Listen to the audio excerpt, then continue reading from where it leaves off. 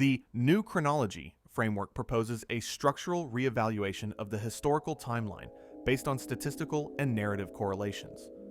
Its core premise asserts that vast portions of what we consider ancient history are not original, but are, in fact, phantom reflections of medieval events.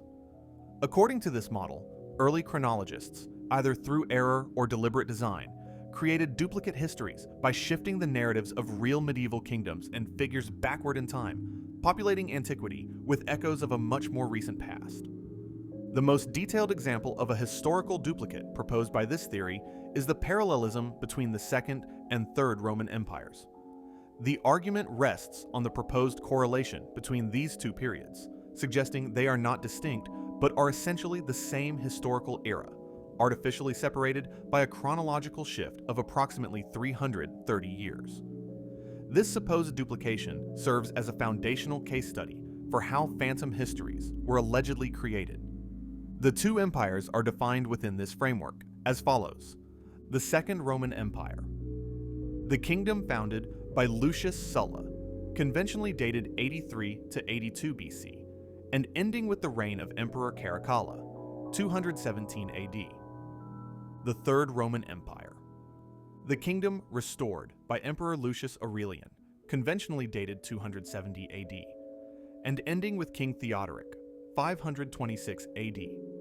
The theory posits a direct ruler-for-ruler correspondence between these two dynastic lines, supported by remarkably similar reign durations and biographical events. In the parlance of the theory, these two dynastic currents exhibit nearly identical form codes. Note: the new chronology framework often relies on alternative reign calculations found in historical records to establish its parallels, accounting for discrepancies like those seen for Augustus and Constantine I. The core mechanism for this alleged duplication, according to the theory, lies in the differing methodologies of ancient chroniclers.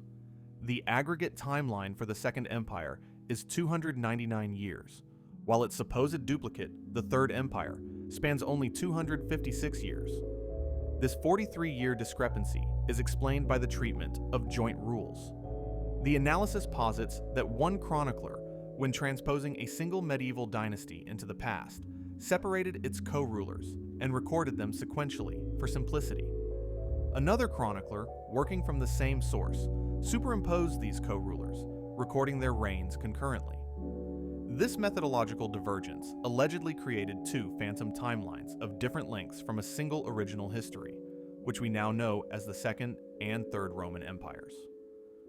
To illustrate the depth of this alleged connection, the biographical parallels between the first and last rulers of these empires are particularly emphasized: Lucius Sulla and Lucius Aurelian.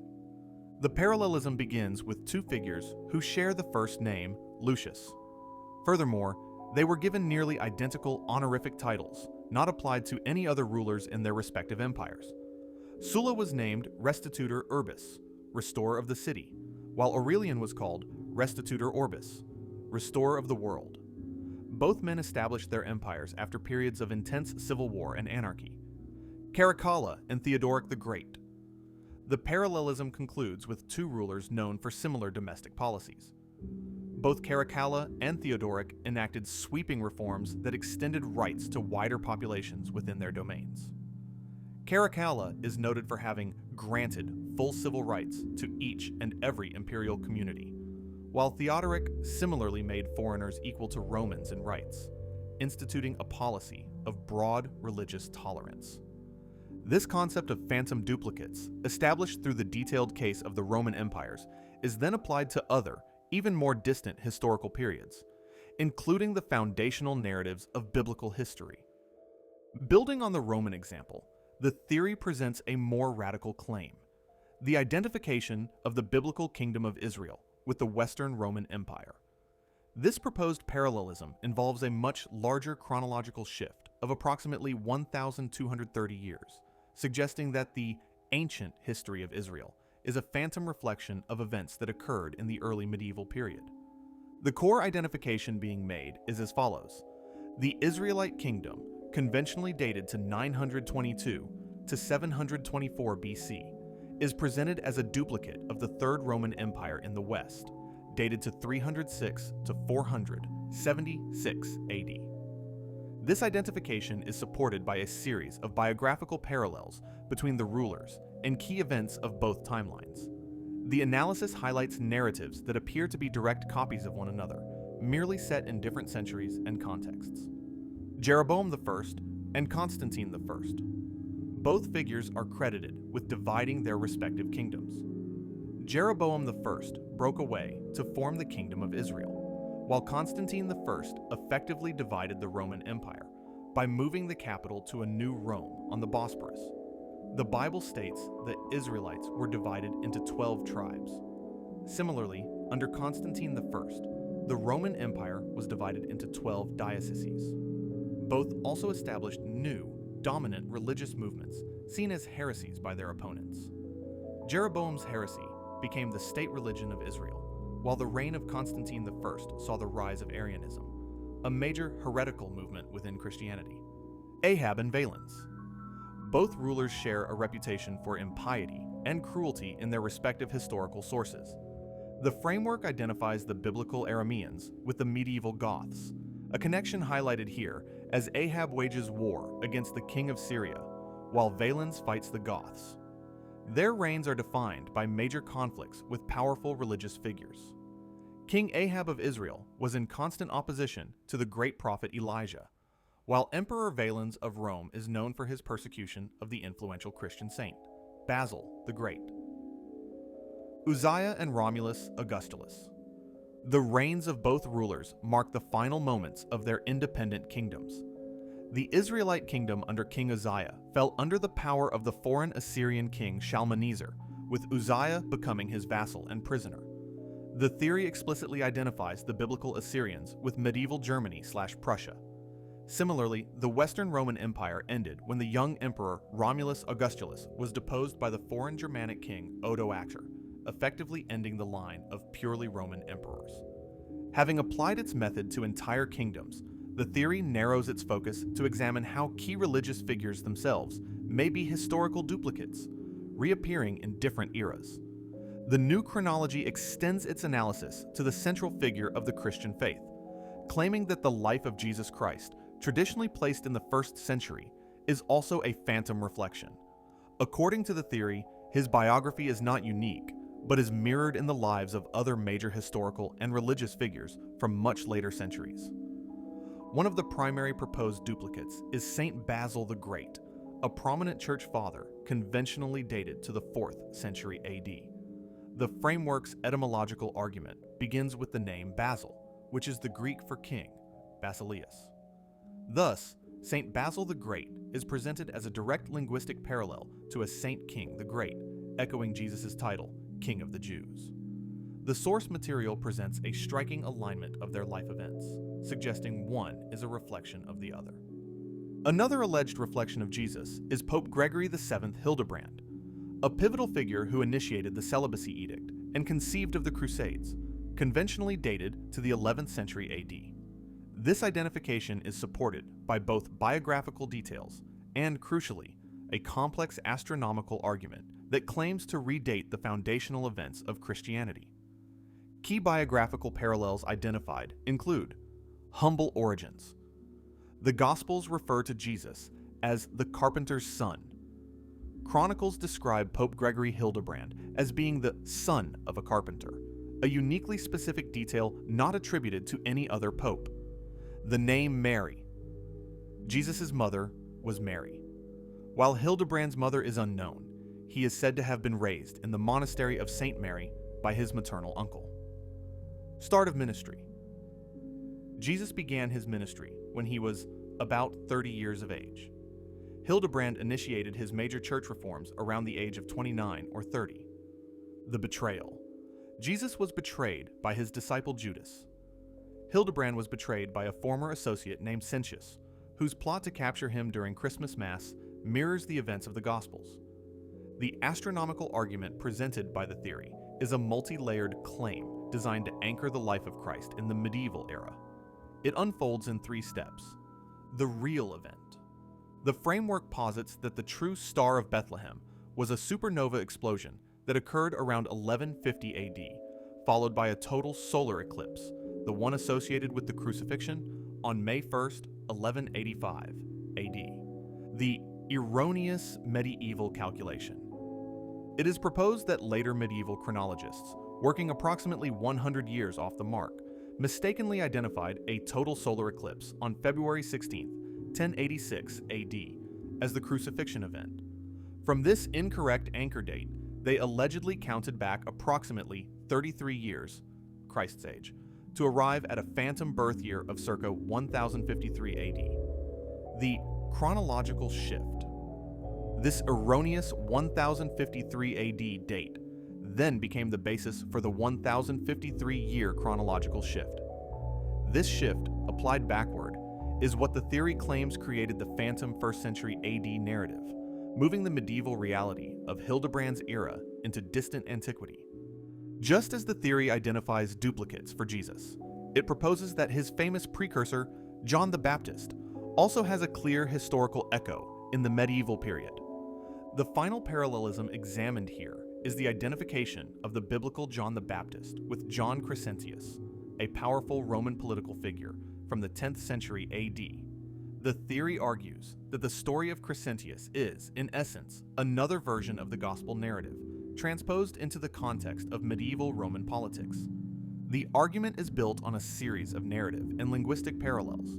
A key point is the phonetic similarity between the name Crescentius and Krestitel, the Russian word for Baptist.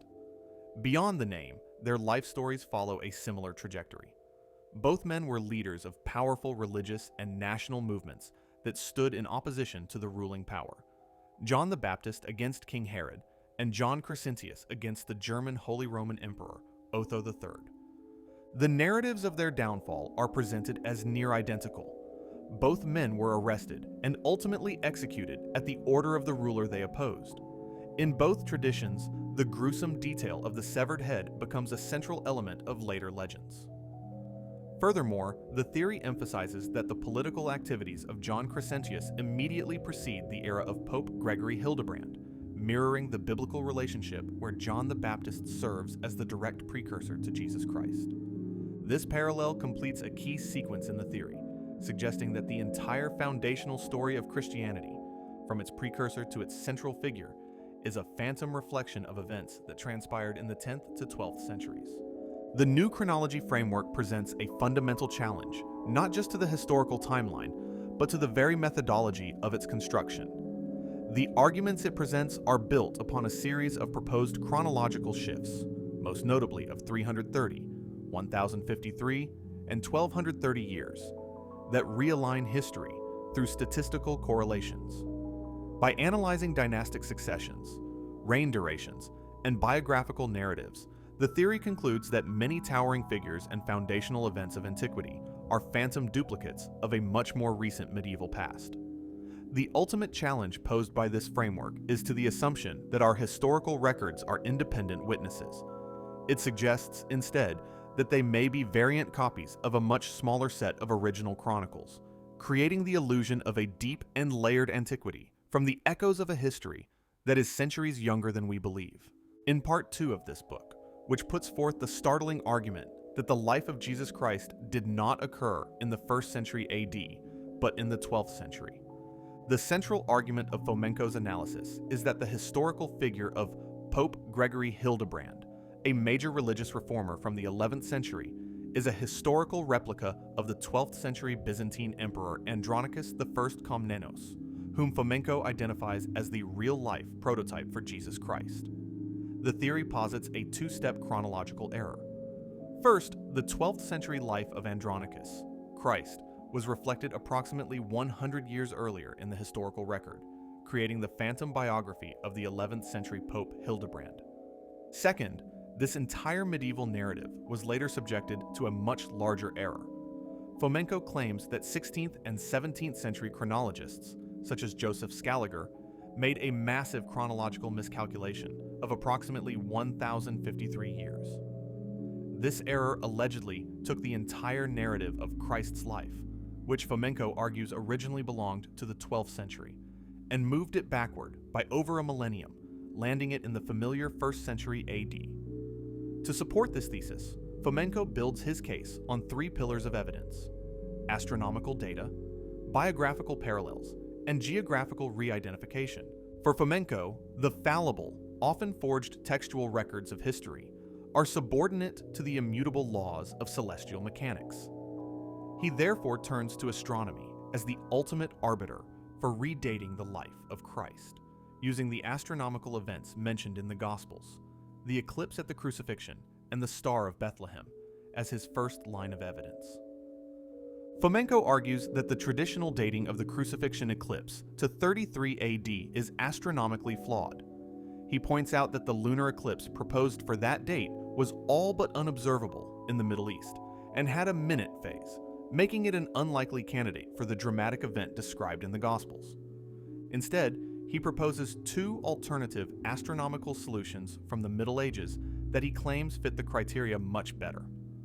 A lunar eclipse on Friday, April 3rd, 1075 AD. This date aligns with the ecclesiastical tradition of the crucifixion occurring on a Friday 2 days before Easter.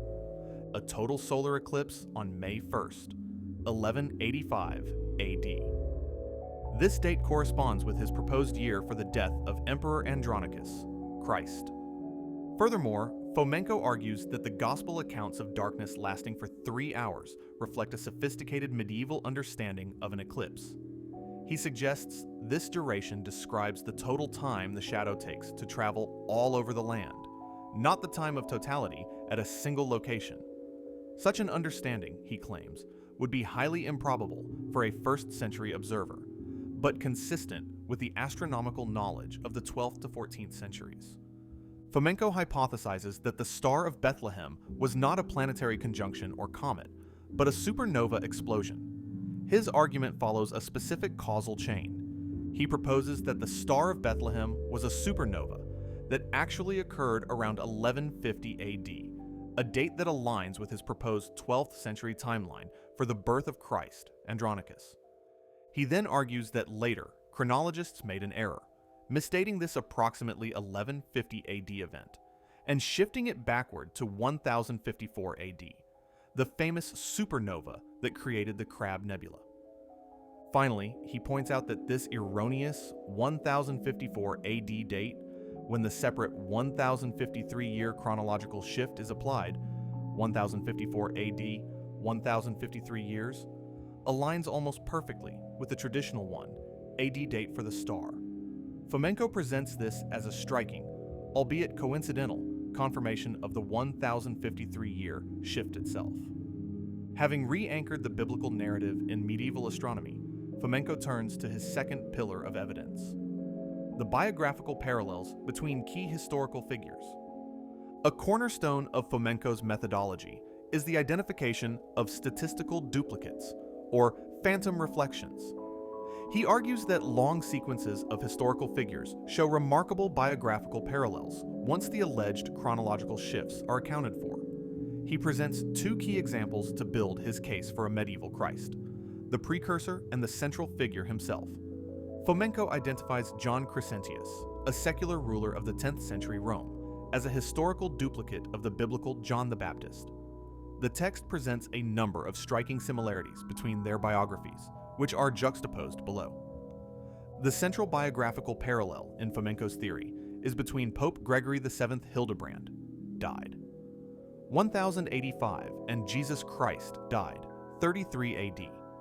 Fomenko presents an extensive list of similarities that, in his view, confirm they are duplicates of the same historical person, Emperor Andronicus of the 12th century. The key parallels include timeline alignment. When the 1053-year chronological shift is applied, the traditional dates of Christ's life, circa 1 AD to 33 AD, align almost perfectly with the key dates in Hildebrand's career. The year 1 AD becomes 1054 AD, the year Hildebrand's ministry effectively began. The year 33 AD becomes 1086 AD, just 1 year after Hildebrand's death in 1085. Family background. Hildebrand was known as the son of a carpenter, a unique characteristic among popes that directly mirrors the gospel description of Jesus. Furthermore, Hildebrand was raised in his uncle's St. Mary's Monastery, a fact Fomenko links to Jesus being the son of Mary. Key allies: Hildebrand's primary supporter was the powerful Countess Matilda. Fomenko notes that her name, when unvocalized, MDGLD, is remarkably similar to that of Jesus' companion, Mary Magdalene, MGDLN. Similarly, Hildebrand's right-hand man was Peter Damiani, whom Fomenko identifies as the reflection of Peter the Apostle. The betrayal. In 1075, Hildebrand was betrayed by a close associate named Cincius. The event parallels the betrayal of Jesus by Judas Iscariot. Both betrayals occurred at night during a religious service, Christmas Mass for Hildebrand, the Last Supper for Jesus, and were followed by the traitor's sudden, violent death. Core reforms. Hildebrand's most famous reform was his decree against simony, the selling of church positions for money. Fomenko equates this with the gospel scene of Jesus, driving the money changers and vendors from the temple. The absence of evidence. Fomenko points out a curious anomaly. Not a single coin from the period of Gregory VII was to be found anywhere. He presents this lack of coinage, an essential element for any real medieval ruler, as evidence of Hildebrand's phantom nature. Having established these biographical connections, Fomenko moves to his final pillar of evidence, arguing that the events themselves did not take place where traditional history suggests. Fomenko's theory not only shifts history in time, but also relocates its key events in space. He claims that the original accounts of the Gospels did not take place in modern-day Palestine, but were instead centered around the medieval metropolis of Constantinople, modern Istanbul. His central geographical claim is that the evangelical Golgotha, the site of the crucifixion, is actually Mount Bekos, a prominent hill located just outside Istanbul on the Asian shore of the Bosporus. The source cites the following pieces of evidence to support this assertion. The existence of a monumental grave on Mount Bekos, known as the grave of Joshua son of Nun. Fomenko equates the name Ayusha, Joshua, with Jesus, suggesting this is the true location of Christ's burial, or a monument to his crucifixion. The presence of ancient Byzantine ruins on the hill, which Fomenko speculates are the remains of the original Church of the Resurrection.